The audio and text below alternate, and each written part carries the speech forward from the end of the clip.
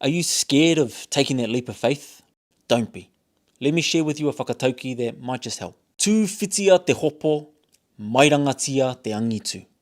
Feel the fear, do it anyway, and elevate your success. Being brave doesn't mean the absence of fear. In fact, it's actually about acknowledging that fear and feeling it, embracing it, and just going, F it, let's do it.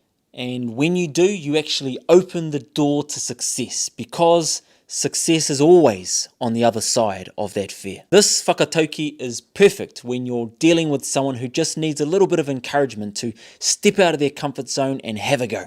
Or for all of those times that you just want to remind somebody that fear is natural, it's okay, but it shouldn't hold anybody back from chasing their dreams. Tūwhitia te Hopo, Marangatia te Angitu. Feel the fear, embrace it, and do it anyway.